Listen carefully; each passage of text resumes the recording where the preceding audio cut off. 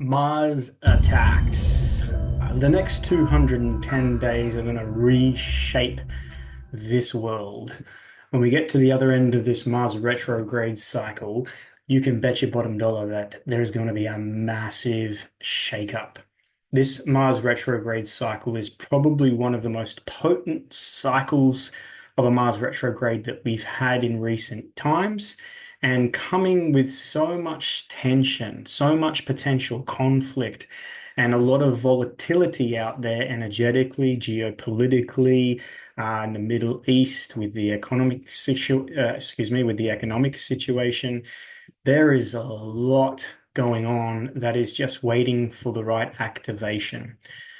So this cycle is an interesting Mars retrograde cycle, and we've just began this 210-day journey. In fact, on the 5th of October this year, Mars entered its shadow at 17 degrees of Cancer. So from 17 degrees of Cancer, Mars will travel towards the 6th degree of Leo, and then will stop on the 7th of December at 6 degrees of Leo, and proceed to go backwards or retrograde right back to the 17th degree of Cancer. And it's a 79-day retrograde cycle. That'll take us right through to February the 24th, 2025, where Mars will station direct and then move forward. It will clear its 6th degree of Leo on the 3rd of May, 2025. So to give you an understanding, that's 210 days of Mars in the same part of the sky. Last time Mars went from the 17th degree of Cancer through to the 6th degree of Leo, did it a year or so ago in 40 days. So 40 days, it's going to complete that cycle of the sky, or that transit of the sky, that part of the sky. When we're talking about that part of the sky, we're talking about that part of your birth chart. So, it's a brief sort of passing through usually. However, because of the retrograde cycle, the planet appears from our perspective to slow down, stop, and then move backwards through the zodiac. Of course, it's only an optical illusion, and it's a matter of perspective from our perception here on Earth. And the planet actually doesn't stop, doesn't go backwards. It just appears that way from our point of view. So therefore, perception rules reality. We have this effect of Mars and what everything Mars represents going in a bit of a retrograde motion. And you could sort of say that Mars can go a little bit rogue. And Mars deals with anger and conflict. He's the god of war, aggression, assertion, also courage and being brave, taking action, initiating things. So when the planet of action, motivation, the god of war, is in retrograde, something significant is changing, whether it is a personal desire. So in other words, I don't want this anymore, or I'm not sure if I want this, or I don't know what I want, versus the way in which we take action. How do you go about things? Are you normally an assertive, direct person?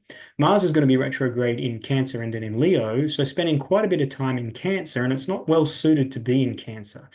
It likes to be in Capricorn and Aries and Scorpio, but in Cancer, the crab doesn't go head on to things. It sort of dances around and moves side to side. Gets very defensive when emotionally insecure or threatened, and can retreat. So it can be a little bit of emotionally manipulated with this energy with Mars in retrograde in Cancer. So what I want to draw attention to in this particular video is some key dates and what part of your chart you need to be looking at to sort of see where this is impacting you, and if it's going to be significant, and what that might mean. So Mars, and the reason why this particular retrograde cycle is going to be one of the most intense, is because it's going to confront Pluto in an opposition. And you've got the god of war and the god of the underworld, Hades, going head to head. And when planets are in opposition, they're in direct conflict with one another. And Pluto represents the underworld, what is hidden, what is being obscured, what is being kept in the shadow or the dark. And Pluto is associated to plutonic type eruptions. If we go back to September 11, we had a Saturn Pluto opposition right across the USA, ascendant, descendant, and that was the 9/11 attacks. So very volatile pairing with Pluto and Saturn. Then they had the Pluto-Saturn conjunction, and the Pluto-Saturn conjunction, the last one was in Capricorn at 2020. We all know what happened then. So Pluto tends to bring disruption and chaos and crisis and change, and can release volcanic amount of energy. So if you sort of look in context of the world and how way things are going at the moment, geopolitical, economically, around the world in all the different areas, civilly as well, there's a lot of people on edge. There's a lot of tension.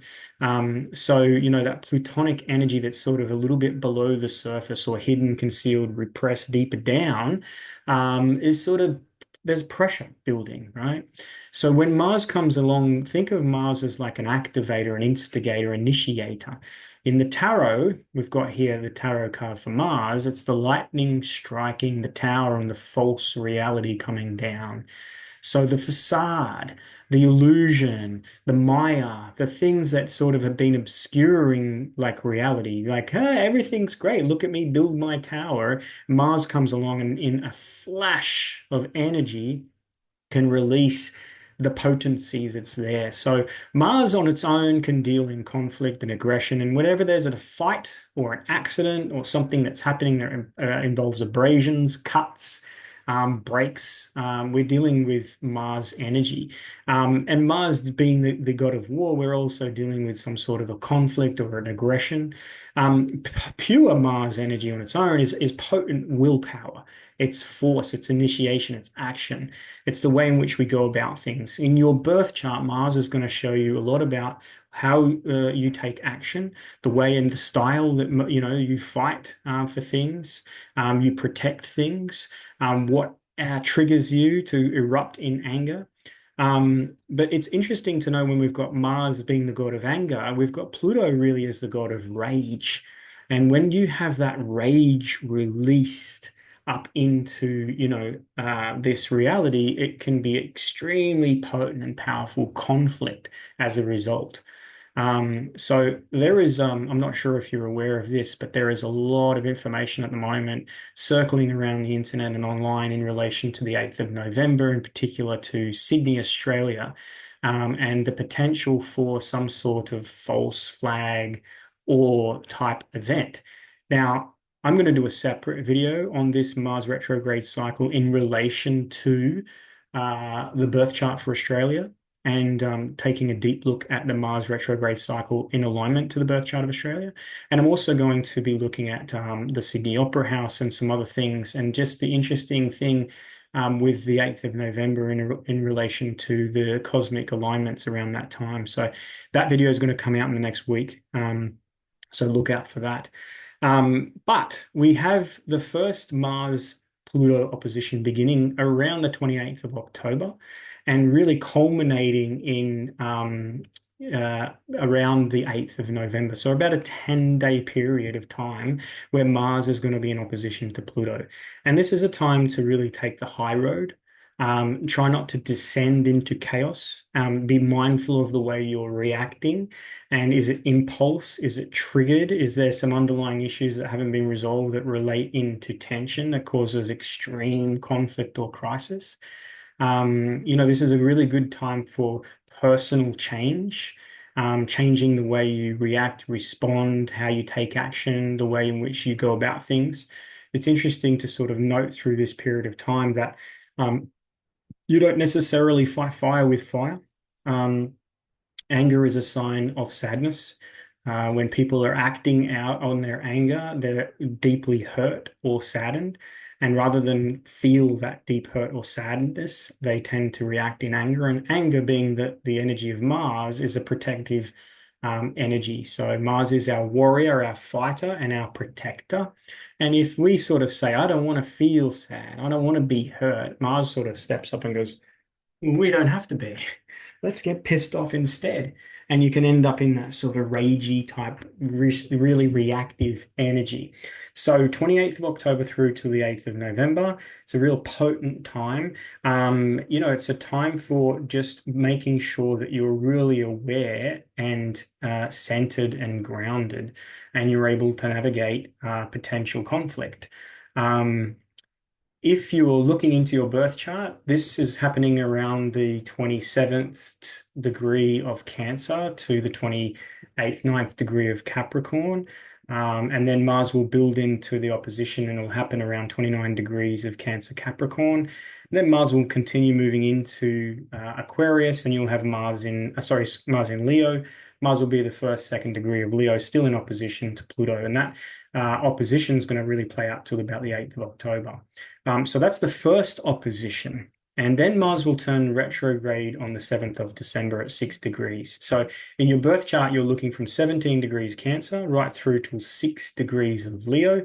And that's the area of the chart, your life, the sky, that Mars is going to spend 210 days going through. First in a forward motion, then a retrograde, and then back in a direct motion.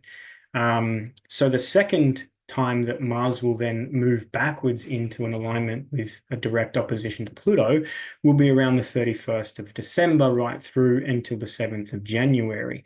So happy New Year to everyone. It's going to be a bit of a New Year's with a bang. I sort of look at the astrology for the Mars through 28th of October to the 8th of November as being significant because you have the Sun in the sign of Scorpio, and both Mars and Pluto are the rulers of that sign.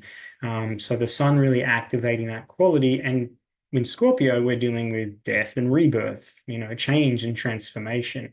So I feel like this Mars retrograde cycle, the potency of it is really going to kick off with a bang from the 28th, 29th, 31st of October, 5th of November, the US election, and then leading us right up until the 8th of November, where there's a big culmination of this energy activated by the moon in Aquarius. So then we go through 31st of December, 7th of January, and because it's going to be going back over the same part of the sky, it's almost like what's going on in November is going to sort of, be addressed more further in December, January. Then Mars will stop at 17 degrees of Cancer and turn direct, and that'll be on the 24th of February. And then Mars will then, on the 20th of April through to the 30th of April, Mars will be back in opposition to Pluto, this time from Leo to Aquarius. And then by the time we get to the 3rd of May next year, Mars has cleared that part of the sky, and this whole cycle is over. Take a breath, Mars attacks. The last time Mars was retrograde in the sign of Gemini a couple of years ago was when Elon Musk took over Twitter. Literally, he made the acquisition just as Mars was stationing to turn retrograde, and then the whole Mars retrograde cycle was about the changes that he brought to Twitter.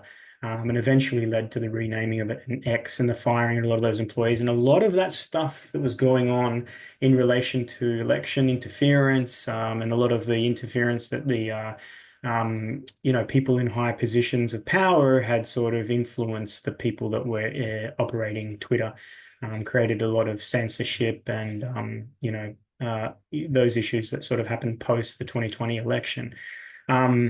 This one we've already got a lot of stuff that's simmering below the surface. You've got the stuff coming out in the music industry and Hollywood and things like that.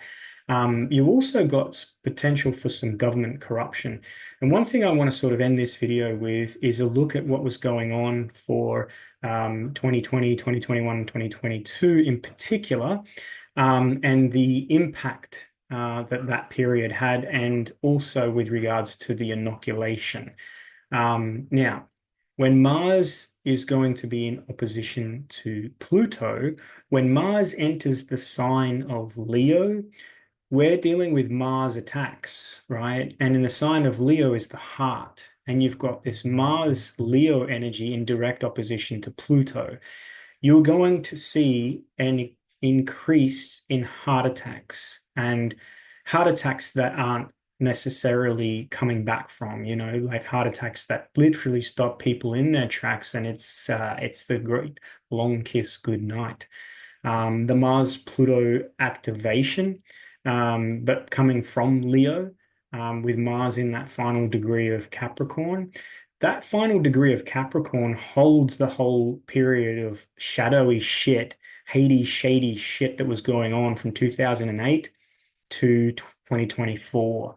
And right in that, you had the Pluto activation with Saturn at 2020. Now, Saturn, in this whole big picture, ruling over Capricorn, is retrograde in Pisces, coming to a station through this cycle of Mars and turning direct. Saturn in Pisces, you've got karmic endings and undoings in a big way. Karmic endings and undoings is potentially the repercussions of choices that people made through that 2020 to 2023 period, and the impact that that's going to have on their health and well-being.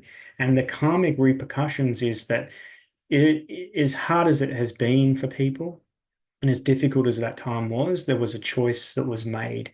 There was a lot of coercion, and then there was a lot of manipulation, absolutely. But ultimately, the end decision was fundamentally up to the individual. It's not to say that that wasn't a difficult decision, and I expect that for those that did go a certain direction, it was a very difficult decision. But I can tell you, for people going the other way, that was also a very difficult decision. There was no easy way here. But the karmic repercussions of that energetically, we're going to see play out in a big way, especially through this October, November, and then also around Christmas time with Mars. And right through the whole retrograde cycle, Mars is going to be dancing along that Cancer and into Leo. So Cancer, we've got this sort of emotional component here. And you've got, Mars being in the sign ruled by the moon, and then Pluto, and moon and Pluto energy is dealing with unconscious, subconscious stuff. So when you have an activation from Mars for the unconscious and subconscious stuff, there is this sort of trigger to it, if you like. And a lot of the things that you've sort of pushed a little bit deeper below the surface, this Mars is really going to impact those and bring them to light in a pretty volatile way, a very triggering energy. So you can imagine when there's a release of subconscious, unconscious sort of material coming into the consciousness in a martial sort of way, it tends to be quite explosive. And that release of energy, or that triggering of the release of that energy via the Mars, can be like the bit of a volcanic eruption. Now, we don't need to look too deeply at the impact of what happened during that period of time with regards to, the impact on health that's come as a result of what was going on through that period of time. Obviously, YouTube, I have to be very mindful of what I'm saying, but you can sort of pick up, you can read between the lines, so to speak, with what I'm saying here. So, it's not something to necessarily be afraid of. We've got to look at this from a very mature perspective. We've got to take responsibility for our part to play, and we've got to hold space. And for those souls that do succumb and do transition through this period of time, it's almost like, well, that's their journey, and their journey has brought them to that moment so that they can depart. And if someone is departing through that way, you could say that's for the best. Their soul's probably under a lot of stress, pressure, tension, sadness, grief, a lot of the stuff they haven't been processing, and a lot of the stuff they're trying to avoid or keep sort of in the dark, and it erupts. It erupts like a volcano. That plutonic energy erupts, and for the human aspect of this is quite sad, because the ones you love are no longer here. From a soul perspective, it's like, well, they can rest in peace now. The soul is no longer suffering. And we've really got to look at it from a mature perspective like that. And it's sad, and it's grieving, and there's love, and there's loss, but also there's the end of suffering. For those that transition to the other side, through the work that I do as a past life regression therapist, as well as having lots of friends as mediums, connecting with the dead, they're at peace on the other side. Just know they're at peace. 99.9% of them that transition are at peace on the other side.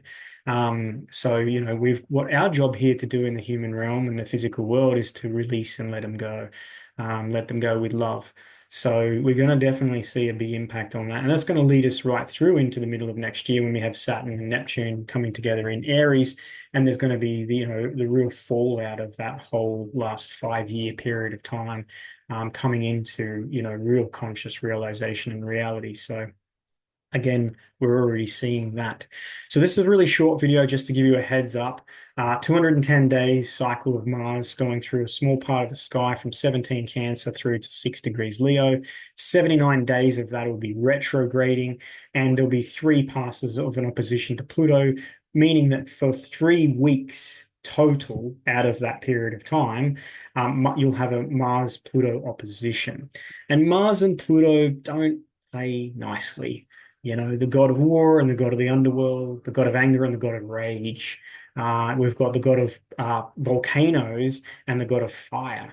You know, so it's almost like there is this potential for a release of this energy. Interestingly, this is going to happen right through the US election, and what impact might that have on this or the outcome, or even the election going ahead? So it's going to be one of those sort of popcorn periods of time where you're sitting and watching and just looking on. As always, when you've got Mars in Cancer, don't get drawn in emotionally to what's happening. Okay, so if it's impacting you emotionally and it's feeling overwhelmed, fatigued, upset, despair, you know, ragey, angry, or whatever, you need to disconnect and ground and center, and you need to just keep in your own lane and focus on the things that are important to you. So just to recap, I am going to be putting a video up in the next few days in relation to November the 8th and the Mars-Pluto cycle, especially as it activates the Australia birth chart for the Federation, as well as looking at the Opera House and when it was completed and what was happening astrologically at the time of its completion and what's going to be happening around the 8th of November.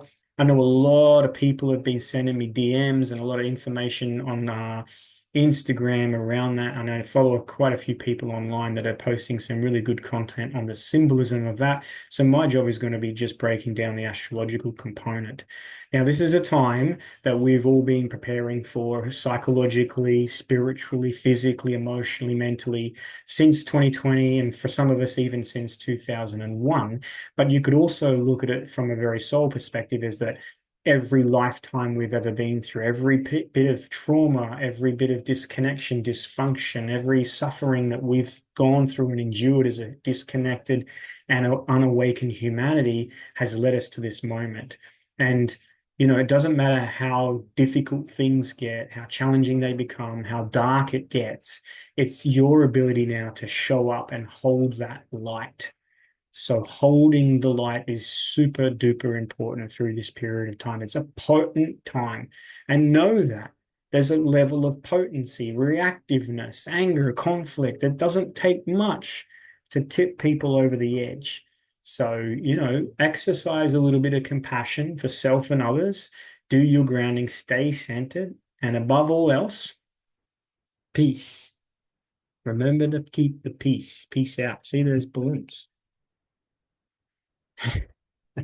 Thanks for watching.